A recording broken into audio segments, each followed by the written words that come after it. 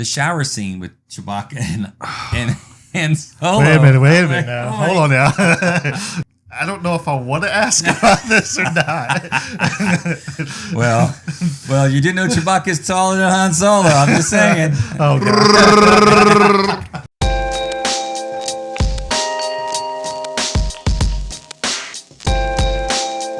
So we're going to talk about Star Wars first. Well, I should say Solo first. Yeah. Solo, a Star Wars story, because that's how they have to name all their spinoffs now. Yes. So at least they named this one kind of okay. Not like the Clone Wars or anything like that. It's like the title is always in the middle of Star Wars, right. So you have to kind of read it that way. It always kind of threw me off. I'm just like, all right, you have the Clone Wars, it's like, okay, Star of the Clone Wars. And this one they actually did it right. I was like, okay, Solo, a Star Wars story. I'm like, all right. There you go. Yeah. They finally said, hey, let's do it the right way. It's stupid the other way. So what did you think of the movie? I'll start with Trae. We'll start with Trae. See what he thought of the movie. What you think? I would say I have a slightly happier opinion of the movie than William does. That being said, I would rate it up there as this is a good movie to grab some popcorn and enjoy, but you're not gonna learn anything new, not really, and and it's enjoyable, but it's not groundbreakingly enjoyable. The best way I could describe it is you take a plot from about 2 or 3 Clint Eastwood westerns, mix it with a little Firefly, and throw it in the Star Wars universe. That being said, there's no force powers, there's no lightsabers. Nope. So is it really Star Wars? But overall, I mean, it's a decent film, but I don't know if it really rates up there with the rest of the franchise. Well, let me ask you too. You did see the trailer, yes? Right? Yes. When you saw the trailer, what's the main thing you noticed? Because I just watched it again. What was the main thing about the trailer? Not specific details, but overall that jumped out at you. Do you remember? It was dark. Even if you saw the previews of the trailers, the movie was dark. I mean, very dark. Almost all of it was dark. The only time it wasn't dark was, I think, near the end they were on that planet. That's the only time it wasn't dark. And I'm like, am I getting glaucoma? Do I get a eye doctor or something? Why the heck is it so dark? I just couldn't figure that out. And it's almost like they were trying to save the budget money. It's like, well, if we make it really dark, lights. if we make it really dark, they won't see the strings on the puppet guys, and they won't, see the alien mask or the non-blinking Ewoks. They won't see that as effectively, and so we can just do that. That's odd, because even like the darker movie, I would definitely say that. Well, I haven't seen it, but I'm definitely going to go out on a limb and say that Rogue One was a darker movie. Plot-wise, for sure. Yeah. Yes. But even then, like, that whole movie wasn't shrouded in darkness. No. Right. This I want to say probably 2/3 of the movie was probably dark. Yeah. I mean, it starts off in sewers, and then night spooky looking planet, and then goes into basically what looks like the underground criminal underworld, which looks like a bunch of like what do you call those things? The metal crates, storage containers welded together. I mean, it just. Because you got the beginning part where then they get the chase through this thing, and it's dark. And it's dark. You got the I guess it's a processing station where they get separated. It's dark, and then he goes to war. It's dark, and then he's in the pit with Chewbacca. It's dark, and then they get away and they blip out the ship. It's dark, and then they go to the train rescue it. It's dark, and then they go. It was either cloudy or underground the whole film. I mean, that's I don't know. That's just a weird choice, because wasn't this supposed to be one of the more? At least that's the vibe I got from the trailer. This was supposed to be one of the more fun, action-y type movies. So when they went to meet the main bad guy, it was even dark in his little ship club thing. Yeah, it was dark there. It was dark when they went to find Lando Calrissian. It was dark when they did the Kessel Run. Like I said, the only time it wasn't dark was pretty much at the end, when they took whatever the stuff was to get refined at that planet. Hyper space fuel. Yeah. Okay, so, all right. Did you have any? I was just going to say, the only thing I noticed that stuck out at me from the trailer wasn't that it was dark. It was the modifications to the Millennium Falcon. That was the only thing that caught my attention. But that's okay, because they talked about that sort of later on. Yeah, but the growth of the ship. It's like, okay, it's like they took parts of the movie from the original Star Wars trilogy, especially the New Hope, and said, okay, we mentioned these things, or you've seen them briefly. Let's make a movie about those things and how they came to be. I'm like, I don't really care because they didn't. It's not a really big deal. In fact, it's like with the like his dice hanging from the cockpit. Mm-hmm. That's a thing apparently. Or got his gun. Somebody gave it to him. Okay, it's like all right. In some ways, it does more damage than good to the character of Han Solo in that you take things that were part of his mythos and now you're trying to explain them away. Sort of like, well, what is a midi-chlorian anyway? Yeah, see, it's not the Force. It's all midi-chlorians. It's like I don't want to know the science. Right. It's magic by another name. So let's just leave it that way. Yeah, that annoyed me too. Yeah. But then by like with doing that, for example, but that came before the other movies. So when Ben Kenobi's saying it's a force that surrounds us, it penetrates us, it binds you. No, you're not. You're a liar. You're a liar, Ben Kenobi. It's a bunch of little crazy bacteria in my blood. Liar.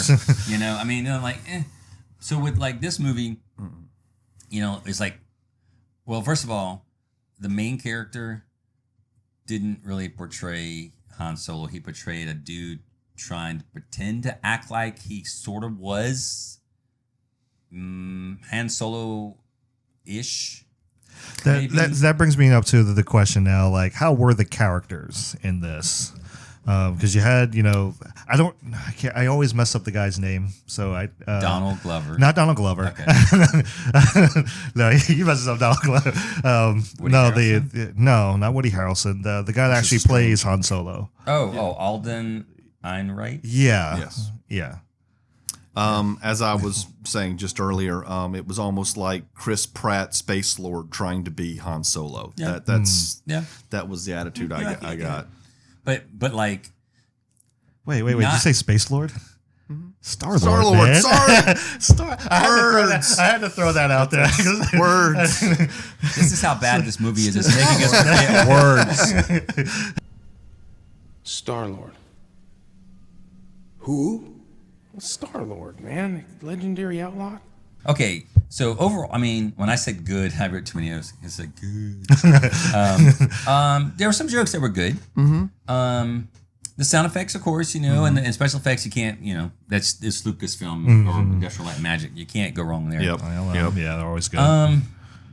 The only good part about the music were the little snippets from the old music. Yep. And I had mentioned this before with y'all three, is like, kind of like some of the old other movies that came out. They had those little snippets of the older movies. I remember like when they're doing the Kessel Run, they threw in the Empire Strikes Back asteroid music in there. And then you're like, oh, I remember that. That was when it was good. And you're like, yeah. And you go, this is fond so memories. Good. Yeah, I know. Yeah. We love Chewbacca, although, get to that in a minute. Donald Glover as Lando, that's what I think we want to see. We want to see a guy. And then they go like, oh, we don't want to see someone act like they're trying to act like Harrison Ford. Yes, we do. We all do. You kind of have to have some kind of likeness there. Right. You can't just put the clothes on. No offense, as fat as I am, put me in the clothes, and I'll be like, I can do the Kessel Run and whatever. 12 hey, parsecs. how's it doing? Hey, Chewie, how's it going? Because I can kind of relate that to another movie from a different franchise, but the X-Men films. Like you had. What's his name? I always forget his name.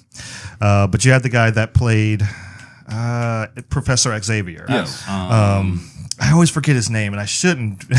But Young X. yes, so you have that version, and then you have Patrick Stewart. Right. But you can kind of see, like, okay, I can believe that these two characters are the same people. Mm-hmm. There's something there. Now, they don't act exactly the same. No, they never will. But there's something there that, okay, I have to bring some essence of this performance into mine because you have to know that these are the same people. Right. So Well, in The Phantom Menace, Ewan McGregor. Yeah. He nailed Obi-Wan. Alec Guinness. Yeah. He nailed it. And we were like, yeah, that's what we want to see. So that's the thing. The movie wasn't that great, although I think it was probably the best of those three. In parts, Jar Jar and everybody hated and the Get rid of the Jar Jar Phantom. It's okay. And again, this is nothing, versus the actor. I think, I don't know. Again, he's got enough going on with people hated him. And I think that's just wrong. I don't know if they could have found a better actor or not, but I don't think he was a very good Han Solo. He was not a very good Han Solo as far as being a Harrison Ford Han Solo. Right. Towards the end of the movie, it seemed like he had started getting some of the mannerisms down better, but at the beginning of the movie, especially, it just didn't fit. Well, I think because we've all done a little bit of acting stuff. I mean, nothing like Oscar worthy, making lots of money like these guys got thrown out. But we know when an actor really becomes the character or is trying to act like a character, and I think that's the difference. I think he was trying to act like a certain character, but then, like you said, there were parts you could see where he kind of almost hit it, but it was almost like he either was pleased with himself and started becoming like, oh, I did it. Right. So he came right And back. he lost it. And he became, the mannequin version of himself or something. And, so every so often, but it's almost like when he finally got into the groove, like you said, and I don't know, maybe it has something to do with, bringing in Ron Howard and the acting coach. Yeah. So what was bad about it? I thought, first of all, it was too dark. We said, It was way too so dark. I mean, you're in a dark theater and you're like, I can't see anything. The age of the actor is so close to Harrison Ford when he started. I'm like, maybe get a 20-some-year-old actor to play young Han Solo. That would have been better, I think. The shower scene with Chewbacca and Solo. Wait a minute now. Hold on now. Wait a minute. Yeah. He's like, what a shower scene? What? I go, yeah. Yeah. Wow. That's the thing that look. I don't know if I want to ask about this or not. Well, you didn't know Chewbacca's taller than Han Solo. I'm just saying. Oh God. Wow. Okay. So basically, near the beginning-ish of the movie, where they kind of just first met, they're in a battlefield. They're covered in mud and dirt and debris and guts and stuff. Okay. So when they get rescued by the smuggler guys that they run across, and we'll talk about it in a second too. Well, they get brought on board, and they're covered in disgustingness. So they get in the shower, and they both get in the shower apparently. For some reason, I'm like, okay, fine, whatever. Han Solo got in the shower first. Yes. And then he dropped the soap, and Chewie appeared. And then that gives a whole new meaning to the end of the trailer because Chewie puts his arm around him. And he said, "You look great." The music boring, other than the little snippet bits. The robot very annoying. I mean, so I don't. That's know. right there. Yeah, there was a droid in there. There was like Lando's sidekick or something. I'm like, very annoying. Is fighting for robot rights or something. I'm like, what? That's a thing now or something? Okay, whatever. The dialogue was so bad. Oh my God. We have to, what was the line? We have to reinforce the deflectors on the rear hatch. And the girl's like, we definitely do. That's the dialogue? Really? Okay. What was it? They had a tracker on the ship in the movie. They were tracking them or something. How did that stay on with all the stuff that they crashed into, banged into? The landing gear got ripped off, but the tracker stayed on. That's on the bottom of the ship somehow magically. It was predictable, but we already knew kind of what was going to happen. Right. It was, again. It kind of goes back to the Clint Eastwoody Western feel. It's like most all these plots. I mean, what's kind of going to happen with it. There were a few little minor twists here and there, but. If you just went back to something with some old school Western origins, it's like, oh, it's right here, just right along. Yeah. Let's have a stagecoach heist, or we're gonna rob a train. Right. Gee, that's it. Yeah, I've never seen that before. Did they actually rob a train in the movie? Yeah. Oh. Okay. Yeah. It's like a hover train or something, or just it's a train? sort of like a Magna train. It's like riding on this crazy like a monorail.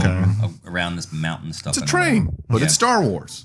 Okay. Right. I mean, honestly, I would rather have seen a movie about the crew that before Han Solo joined up, because that seemed like a pretty cool crew. It did. They seemed interesting. You had Woody Harrelson's character as the main guy. You had Thandie Newton as his girlfriend's sidekick. There was like an alien guy, pilot or something. He had like forearms or something. He was a little guy or something. And here's another thing about this movie. There was no real sense of foreboding, or there was no real I mean, even The Last Jedi had a ticking time feel about it with the chase a little bit. So you had a little bit of urgency. Longest, slowest chase in film history. Well, I know, but, and I agree, and it was horrible, and it was excruciating. But at least in that regard, it had some kind of something hanging over it. It's like, oh, there's the fuel on the ships now. They don't have some kind of crazy nuclear reactors where they don't actually need fuel. No, they actually need fuel.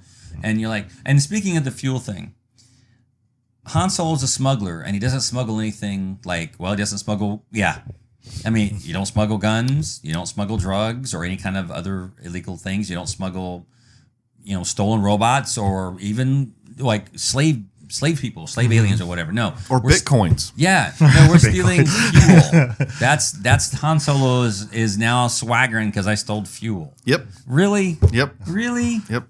He It's said, like, whoa, I did the in the Kessel Run, which I would have rather remembered as something cool that I could think of. What was it? As opposed to saying, okay, it's really boring, and he was literally caught between the Scylla and Charybdis with the giant space thing trying to grab him, and the 20,000 leagues. Yeah. That's what that was.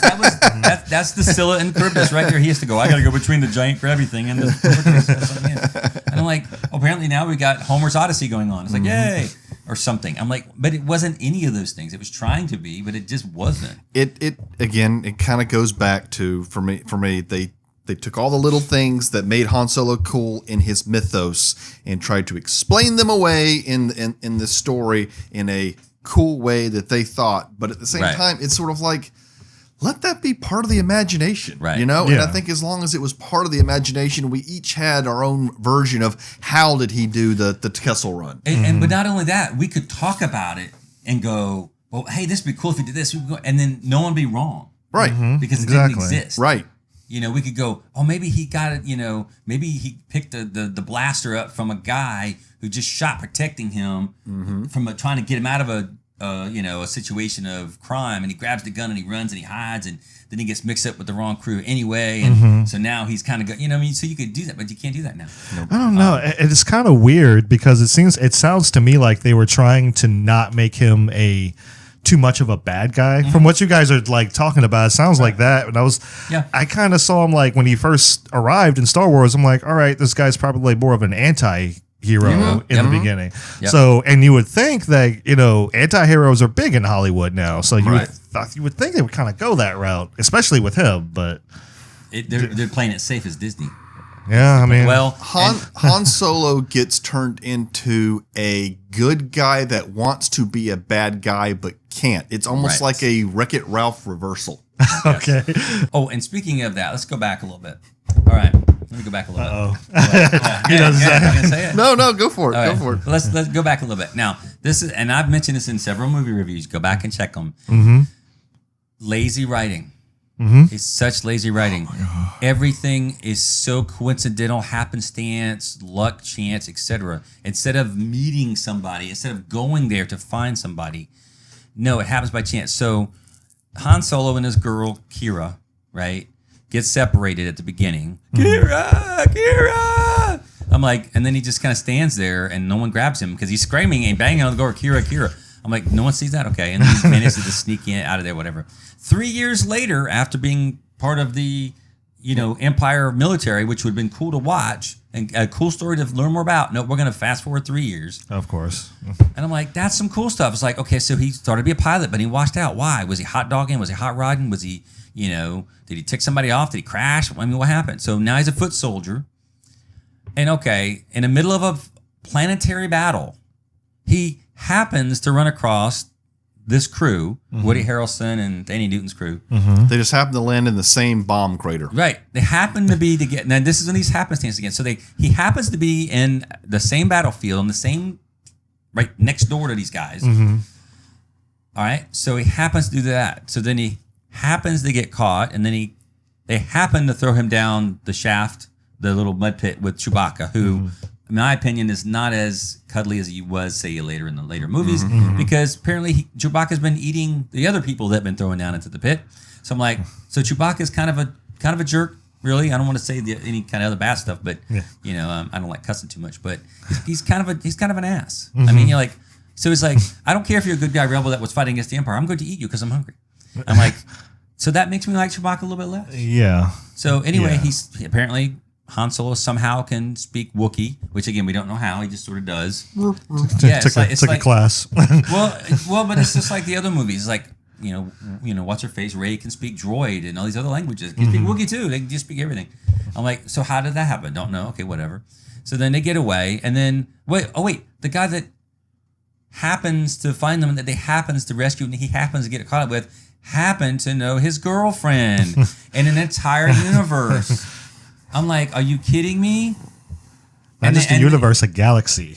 Galaxy far, far But away. it doesn't matter. I mean, it's like, that doesn't make any sense. He happens to meet this guy on this planet in a battlefield, and he happens to Be working for the same boss that his girlfriend is just happened to, because we thought, oh, maybe she was dead, or maybe something bad happened to her. Maybe she's sold into slavery. And here's the other thing. You mean to tell me in those 3 years he couldn't have stolen a ship and come back and checked her out? Really? Was he in jail for 3 years?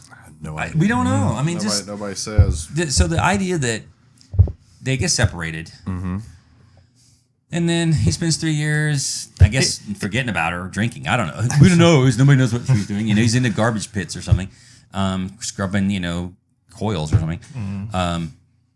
So then he happens to meet the guy on the battlefield that he happens to be right next to, and then he happens to get, caught up in this thing. And then when he goes back to the place, oh, guess what? It just happens to be the same girl that he knows from a different planet on the other side of the galaxy.